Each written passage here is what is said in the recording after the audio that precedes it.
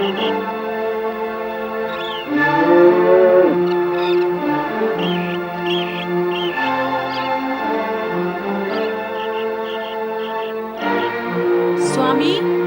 स्वामी, तनिक बाहर आए, देखें। एक दुर्बल गाय न जाने कहां से हमारे आश्रम में आ गई है। हमें उसकी सहायता सेवा करनी चाहिए। अरे ये क्या हो गया?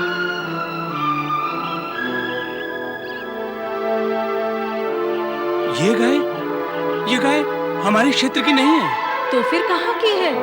किसी अन्य क्षेत्र से आई है। कारण कि हमारे क्षेत्र की तो सभी गायें दुर्भिक्ष के प्रभाव से मुक्त होकर उन्मुक्त विचरण कर रही हैं।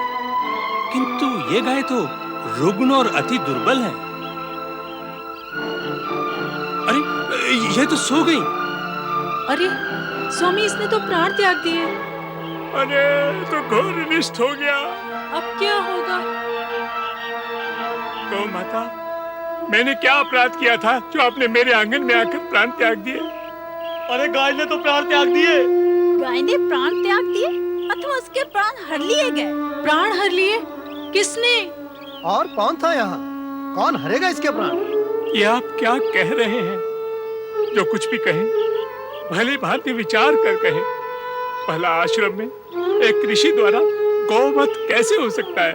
हुआ है, हो गया है, अर्थात हो चुका है। अब कैसे होने का प्रश्न ही कहाँ उठता है। नहीं नहीं, ये सत्य नहीं है। क्या ये सत्य है कि इस गाय ने इस आश्रम में प्राण त्यागे हैं? क्या ये भी सत्य है कि इस गाय ने इस आश्रम में तुम दोनों की उपस्थिति में प्राण त्यागे हैं? तुम दोनों ने मिलकर गौ की हत्या की है। तुम दोनों गौ हत्यारे हो। गौ हत्या के पापियों, धिक्कार है तुम्हें और तुम्हारे जीवन को। आज तक किसी ऋषि ने गौ हत्या का अपराध नहीं किया है। हमने ये अपराध नहीं किया है। अपराधी कब मानता है कि उसने अपराध किया है? हम अपराधी हैं ही नहीं। तुम यहाँ से चले जाओ, ब्रह्मगिरी की भूमि छोड़कर। हाँ, तुम्हें यहाँ से जाना ही होगा। किंतु क्यों? क्योंकि तुम गौ हत्यारे हो और गौ हत्यारे का मुख देखना भी पाप है।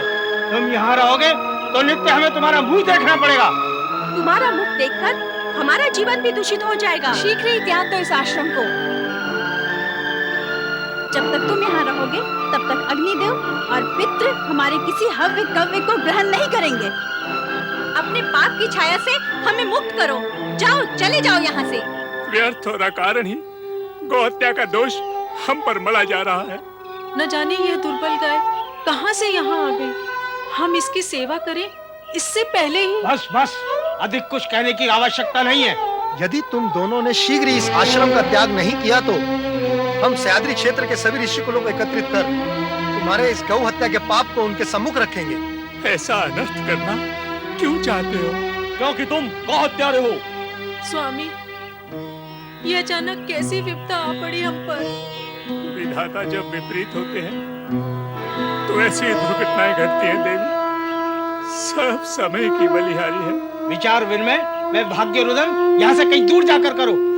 अब आप सभी ने ये मान लिया है कि हमने गौ हत्या की है और हमारा कोई तर्क आप सुनना मानना नहीं चाहते तो ठीक है, किंतु इतना आप अवश्य मानते होंगे कि हमारी शुद्धि का कोई उपाय और इस पाप से उबरने की कोई विधि अवश्य होगी। हाँ, सभी पापों से मुक्त होने का विधान है। तुम्हें अपने पाप को प्रकट करते हुए 3 बार ब्रह्मगिरी की परिक्रमा करनी होगी। यदि अपने पाप का प्रायश्चित करना चाहते हो तो गंगा का आह्वान कर उसी गंगा जल से स्नान करके अपने आप को पवित्र करना होगा। यही तुम्हारा प्रायश्चित है। हमें स्वीकार है, हम प्रायश्चित करेंगे। हम दोनों भगवान शिव की आराधना करते हुए यहाँ पार्थिव पूजन करेंगे। साथ ही ब्रह्मगिरी की परिक्रमा करके अपने निर्धारित प्रायश्चित को पूर्ण करेंगे। केवल इतने से ही प्रायश्चित पूर्ण नहीं होगा, तुम्हें गंगा को ब्रह्मगिरी पर्वत तक लाना होगा। जब तक तुम गंगा को यहाँ ब्रह्मगिरी तक लाने में सफल नहीं होते तब तक तुम्हारा प्रायश्चित अपूर्ण रहेगा। नहीं देवियों, हम पूर्ण प्रायश्चित करेंगे। जीवन पर्यंत करते रहो प्रायश्चित।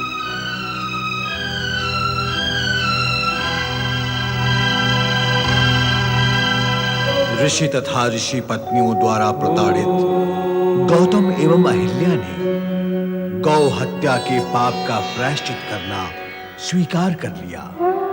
ये भी शिव लीला ही थी। शिव जी अपने भक्तों की कठिन से कठिन परीक्षा लेते हैं, किंतु जो दृढ़ निश्चय और प्रगाढ़ भक्ति में विश्वास रखते हैं, केवल वे भक्त ही परीक्षा रूपी सागर को पार कर सकते हैं। कल्याणकारी शिव निश्चित ही ऐसे भक्तों का कल्याण कर उन्हें आशीर्वाद देकर उनकी हर कामना को पूर्ण करते हैं। ऐसे कल्याणकारी शिव के चरणों में बारंबार प्रणाम।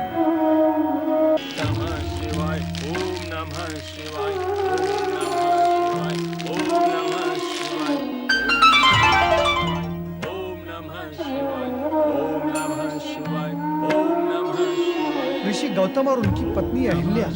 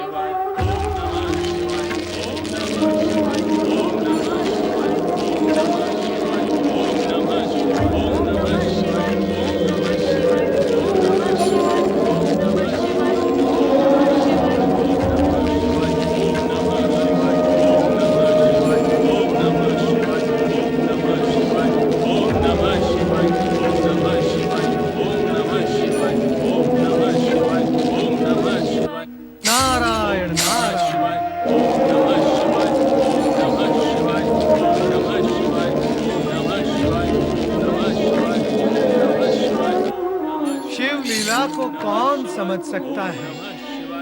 नारायण नारायण नारायण नारायण। ओम नमः शिवाय। कहो ना, कहाँ लीला रचाए हो?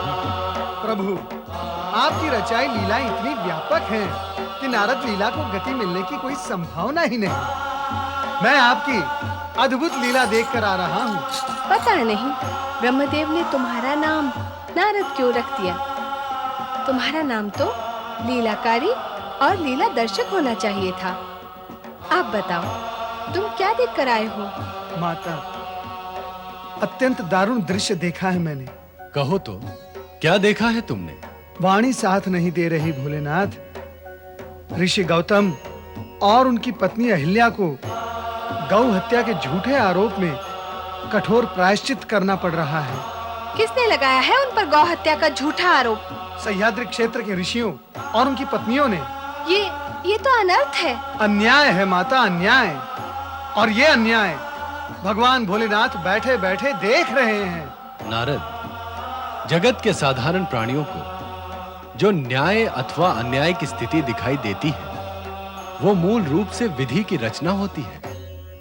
गौतम और अहिल्या धर्म के मार्ग पर नए कीर्तिमान स्थापित कर रहे हैं। प्रायश्चित नाम की इनकी रचना पूर्ण होते ही दोनों का नाम धार्मिक जगत में अमर हो जाएगा और दोनों सर्वोच्च यश के भागी होंगे। वो कैसे भोलेनाथ? नारद, दूसरों को धीरज धारण करने का उपदेश देते रहते हो, कभी कभी ये कार्य स्वयं भी कर लिया करो। नारायण नारायण।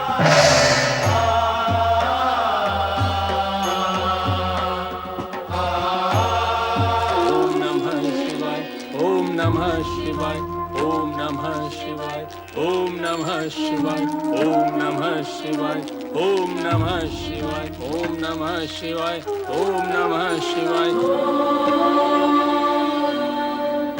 ओम नमः शिवाय, ओम नमः शिवाय, ओम नमः शिवाय, ओम नमः शिवाय, नमः शिवाय, ओम नमः शिवाय, ओम नमः शिवाय,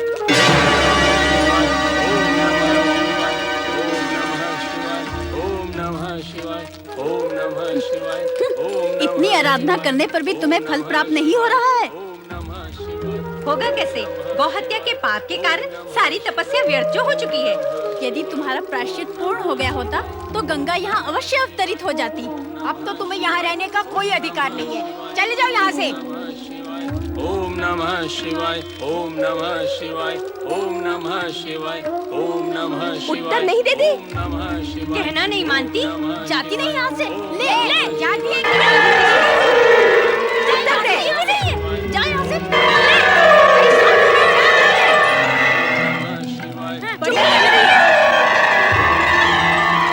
ओम नमः शिवाय, ओम नमः शिवाय, ओम नमः शिवाय, ओम नमः शिवाय,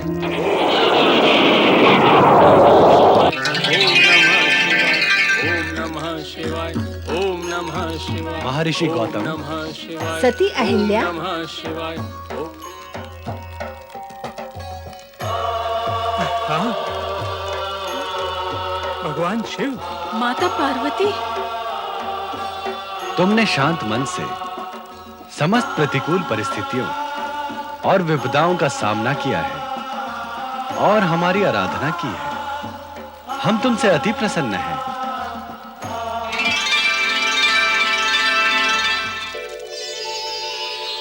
आप धन्य हैं ऋषिवर गौतम और देवी अहिल्या।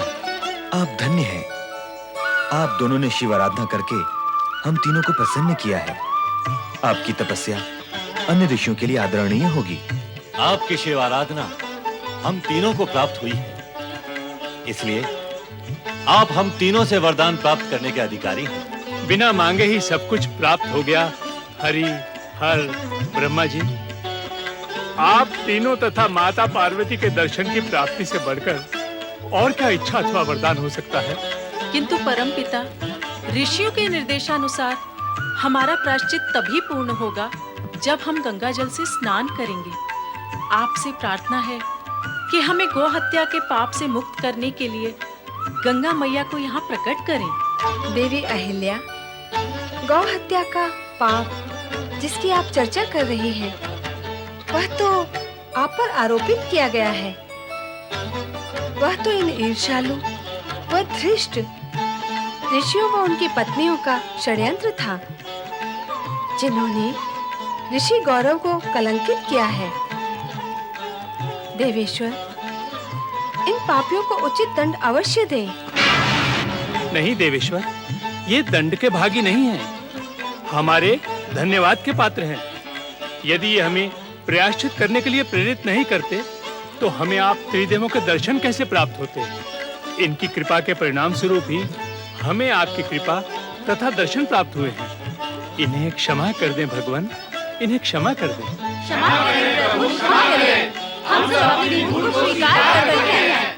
माता पार्वती, भगवान सदाशिव, हमारा प्रायश्चित तब तक अधूरा है जब तक यहाँ गंगा प्रकट नहीं होती। ऋषियों की मान्यता के अनुसार गंगा के पावन जल के स्पर्श से ही हमारी पूर्ण शुद्धि होगी।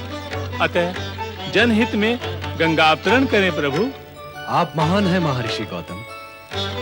सहनशीलता और क्षमाशीलता की प्रतिमूर्ति हैं आप। अहित और शत्रु भाव रखने वाले के प्रति तो प्राणी हिंसक हो उठता है, किंतु आपने प्रेम, सहनशीलता, क्षमा भाव और लोकहित का जो आदर्श प्रस्तुत किया है, जगत उससे शिक्षा ग्रहण करता रहेगा। ये भी आपकी कृपा का ही परिणाम है भगवान। देवी गंगा प्रकट, देवी गंगा प्रकट, देवी गंगा प्रकट, देवी गंगा प्रकट, देवी गंगा प्रकट, देवी गंगा प्रकट।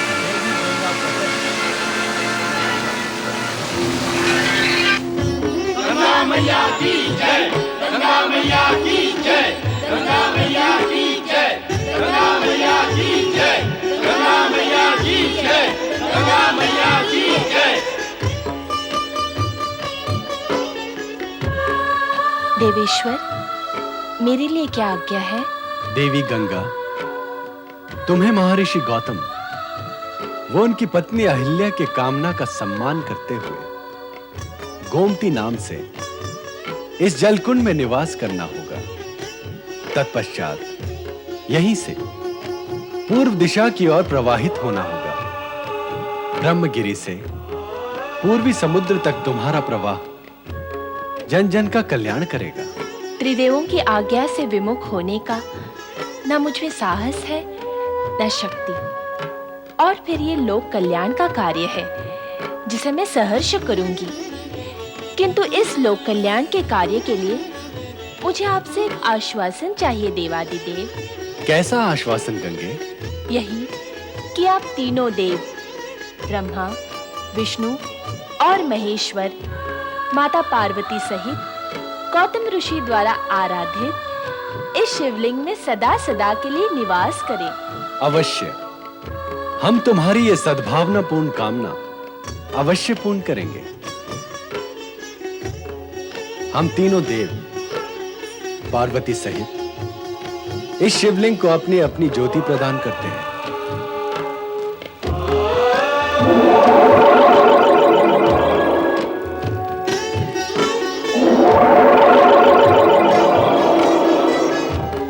अब ये परम पावन ज्योतिर्लिंग त्र्यंबकेश्वर ज्योतिर्लिंग के नाम से प्रसिद्ध होगा और वैवस्वत मतवंतर के 28वें कलयुग तक जन जन की कामना पूर्ण करता रहेगा।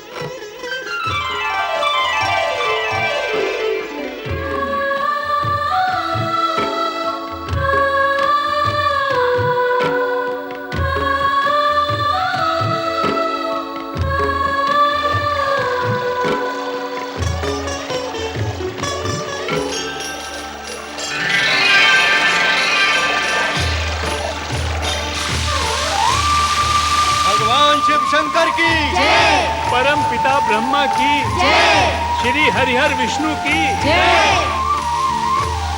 शिव के भक्त जनों ने पुकारा जब संकट पड़ने पर, शिव के भक्त जनों ने पुकारा जब संकट पड़ने पर, तब तब ज्योतिर्लिंग में पधारे अजर अमर शिव शंकर। अजर अमर शिव शंकर, अजर अमर शिव शंकर, अजर अमर शिव शंकर, अजर अमर शिव शंकर, अजर अमर शिव शंकर, अजर अमर शिव शंकर, अजर अमर शिव शंकर, अजर अमर शिव शंकर।